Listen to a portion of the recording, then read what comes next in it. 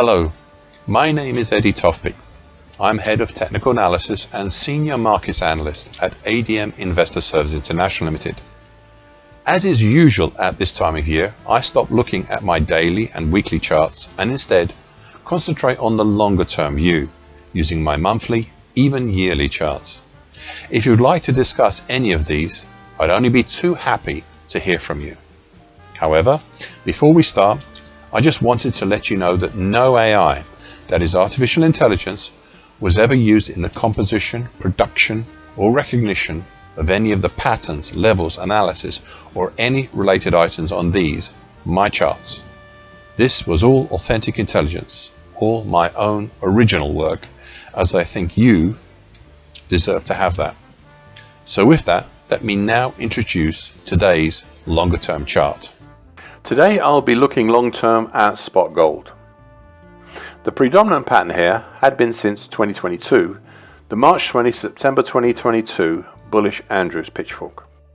At the end of 2024, the market had been just beneath the middle time, which is currently at 30.16, and this bullish pitchfork had been pretty good at showing the bullish angle of attack.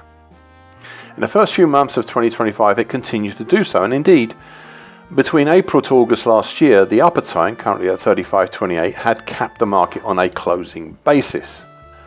However, eventually, the upper time gave way under constant bullish pressure, and we've shot higher with the suppressed force set free that saw prices push up and start to stabilize over the 50% finesse projected Fibonacci line at 41.95 and start looking at the next 50% projected Fibonacci line up at 47.34. The reason I've started looking that high up is due to one reason. The halfway hesitation, the same April to August 2025 period that was testing and eventually breaking the upper time, created a halfway hesitation, a bullish halfway hesitation. And it is this that is key. You see, we know where the hesitation is, but we have to decide from where to measure the original point of origin to give us some potentials on the top side. Is it from the November 2024 low at 25.37, which gives a move up to the 41.50 area, an area we've already achieved, and we can then view the subsequent actions higher as a bit of frothing on top of a move that has already finished? Is it from the October 23 low at 18.10 that gives us potential up to the area just short of the 50% projected Fibonacci line at 47.34? Or is it from the September 22 low from where this whole move up started and which gives us potential up in the 50.75 area, just short of the 100% projected Fibonacci line at 51.10? That would be some feat to achieve to reach that high. Yet, I still look at that last one, the 50.75 area, as perhaps the cleanest move here.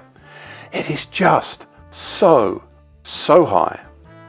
In case we do peak out before then, look on the downside to the congestion of the halfway hesitation. That's in the 32.80 to 34.40 zone, specifically the 3300 down to the 32.80 zone, as well as the rising one-year moving average, which is currently at 36.21.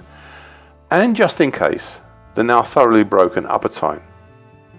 I should also point out that the nearest GAN numbers to the market right now are at 44.55, which we are above, which is a compound GAN number. The nearest other compound GAN numbers are up at 51.03 and at 43.74 below. Thank you for watching and listening.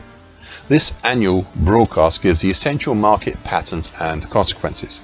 Please be aware of the risk disclaimer posted both at the front and the back of this broadcast. Copyright is Eddie Tofpik and ADM Investor Services International Limited. And here comes the final bit.